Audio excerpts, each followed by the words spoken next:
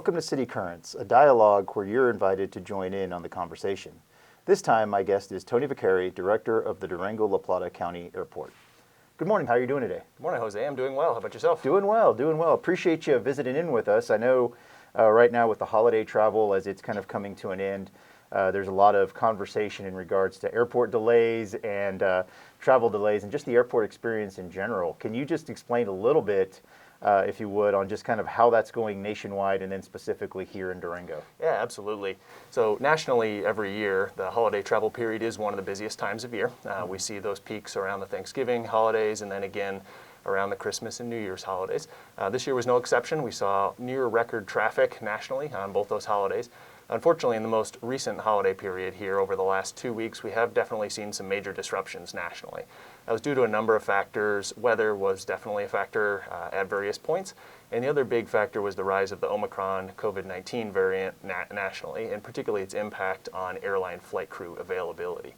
The disruption that occurred nationally dramatically pulled down the capacity of airline flight crews and limited each airline across the country's ability to serve markets, and that definitely impacted us here in Durango. Over the first 5 days of the new year, we saw 16 cancellations, which is a tremendously high cancellation rate for us.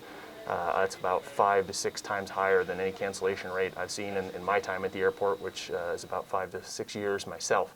So definitely some major disruptions. It's been unfortunate to see the impact on our travelers, but those are really events that are outside of the airport's control and even the airline's control when we talk about weather and COVID-19. Absolutely. And so when people come into the airport, kind of having been in an airport myself and a little bit of background of airport experience, but it really is a team kind of putting together. There's a lot of different entities working together that are what we would call, I guess, working in different functions and areas of the airport, and it's not all under one umbrella or one control. Can you talk a little bit about that? Yeah, you're absolutely correct. It's one of the things that is definitely a misunderstanding about airports nationally and here in Durango. Our role as the airport itself, which functions as a department of the city, as you're obviously aware, is to really administer the safety, operations, maintenance, and overall administration of airport facilities and infrastructure. So our team is made up of administrative, operational, maintenance, custodial, utilities, firefighting, and operations personnel. And our staff, again, really focus on the core infrastructure and operations of the airport itself, starting with the runway, ensuring that it's safe at all times for aircraft operations, working its way out to our various airfield pavement surfaces, the surrounding infrastructure to ensure that flights can arrive and depart safely at all times, getting into the facilities and maintenance of the building infrastructure, both from a cleaning, maintenance, preventative, and reactive, and then all the way down to the administration of our lease portfolio, which really gets into what you mentioned, which is the sort of landlord aspect of the airport. We really do function in a landlord capacity, and our tenants are really the most commonly public-facing entities of the airport. So folks that have used the airport are obviously very familiar with our airline partners, American, United, and Frontier, as well as the TSA, which is a federal agency, the 5 rental car agencies that serve the airport, the restaurant, gift shop. These are all independent entities separate from the airport itself, and they all function in a tenant capacity with the airport, in that the airport itself is setting rules and regulations to ensure that each of these entities is operating in a way that's consistent with our expectations. But ultimately, the product and customer service delivery they have is really driven by their organization. So we work with them very much in a partner relationship to try to ensure that the product they're delivering to our users at the airport is one that really sort of bodes well and represents Durango as a whole, but it's very much a partnership. Absolutely. So I know we sometimes get comments, as they get into the lines, having to check into your airplane or your airline, and especially even if you have bags to check in, that sometimes those can be long.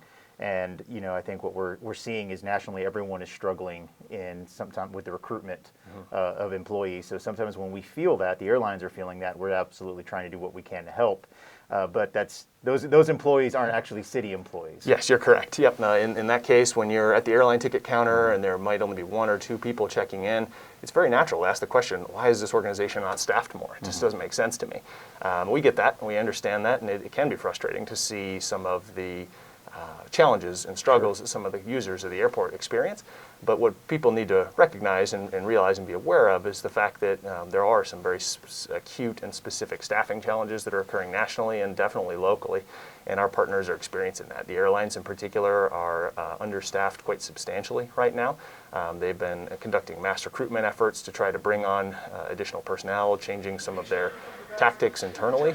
We've been working with them to try to support those efforts, but ultimately they are private organizations and we can't ultimately control their pay ranges, their recruitment efforts, their HR efforts to recruit and retain. So we work with them as best we can, but ultimately when we have those staffing restrictions locally, it does impact all of our partners and can really be something that does impact the public. Absolutely. And one of the ways, I think that we can always look to better our relationships with airlines is investing in the airport.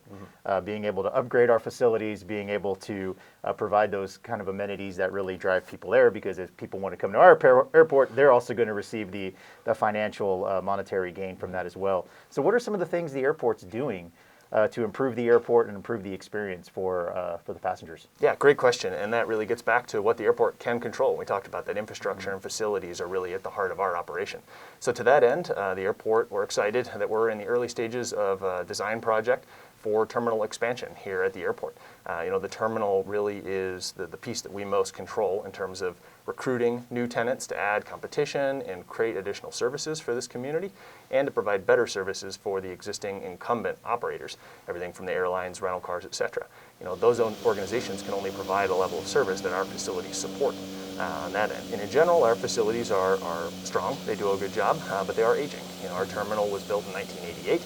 It's over 30 years old. It's well before the advent of the TSA, major changes in air service delivery platforms, and so we need to invest in that facility to make sure that it meets modern demands, both from the airlines and our tenant users and the public.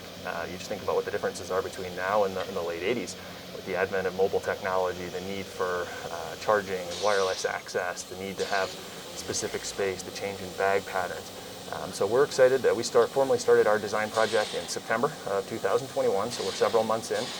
We are expecting that as soon as February this year of 2022 that we'll be through the concept level design and moving forward towards what we hope will be first phase of construction as early as either late 2022 or early 2023. That first phase of construction is likely to focus on gate and hold room space, so post-screening space. As one of our biggest constraints at the airport, we do have some significant areas of peaking and congestion that can occur at the airport at many key flight bank times. So we're looking to address that, as well as restrooms and post-security concession areas, which are also a limitation in our facilities. And then we're going to continue moving forward with design on what we're calling Phase 1B of the project, which is intended to be a sweeping investment in the facility to realign the entirety of the facility, relocate and expand the TSA screening checkpoint, add yet another additional boarding gate, expand baggage claim, and really re-envision the passenger experience at the airport. So it's very exciting for us. Like I said, we're looking at potential first phase of construction as early as late this year, with Phase 1B and the real major impacts potentially occurring as early as 2024. So it's definitely a near-term conversation. Absolutely. And with that comes growing pains.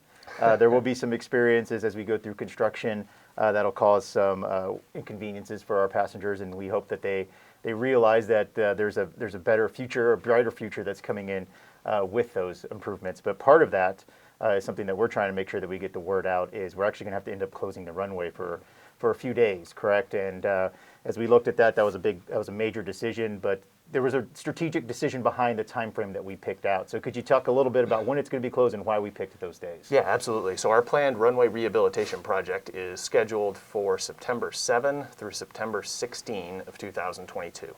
It's a 10-day period. This is to facilitate a rehabilitation of runway 321 at the airport. We have one runway here at Durango. And so consequently, when we need to do pavement maintenance on that surface, it does shut down the airport's ability to service fixed-wing aircraft, which will include all commercial service aircraft, emergency medical flights, air cargo, aerial firefighting. So the impacts in our community are significant. We're very understanding of that. However, the runways are most important physical infrastructure asset that we have, and like any piece of pavement, it needs to be maintained. So this project will be a strategic mill and fill of the asphalt surface. We'll be working as fast as we can to get that project done next September. And to your point, the dates were picked very strategically. There's no good time to close a runway. There's always going to be impacts to the community. We're very aware of that. And it's painful to shut down the runway. The airport's a major economic generator, supports life safety efforts as well. And so we worked with a number of entities in the area and the whole region to really isolate days that we thought would have the least amount of cumulative impact on the community. So that looked at everything from peak flight times, peak demand periods, looking at lack of holiday interruption. We worked with Fort Lewis College to avoid the start of their fall semester in 2022. We worked with the U.S. Forest Service to identify the best possibility of avoiding peak firefighting season, trying to get away from any kind of wildfire impacts and avert those type of issues. As well, we looked at local events, any major conflicts, and through that collaborative effort with a number of local entities, agencies, and users of the airport, we ultimately arrived at this 10-day period that is just after Labor Day of 2022. Well, I appreciate you stopping by, Tony. One last thing that I think that we want to make sure that we leave is you're wearing a mask, I'm wearing a mask. Obviously, we do have COVID that is, the rates are rising, but we're doing so because when you go to the airport, you have to wear a mask, correct? Indeed, yep. There's currently a federal mandate from the Transportation Security Administration mandating the wearing of masks in airports and on aircraft nationwide. That's at every airport on your system, from Durango through your connecting hub to your ultimate destination. So we just remind our users to bring a mask to the airport and make sure that's something you put on your packing list. Appreciate that. Well, thank you so much, Tony, for stopping by. Thank you, Jose. Remember, this is a program where we want your input and questions. You can call in with your comments, show topic suggestions and questions at 970-375-5091 or send us an email at citycurrents@durangogov.org. Be sure to join us next month for another edition of City Currents. Thank you for watching.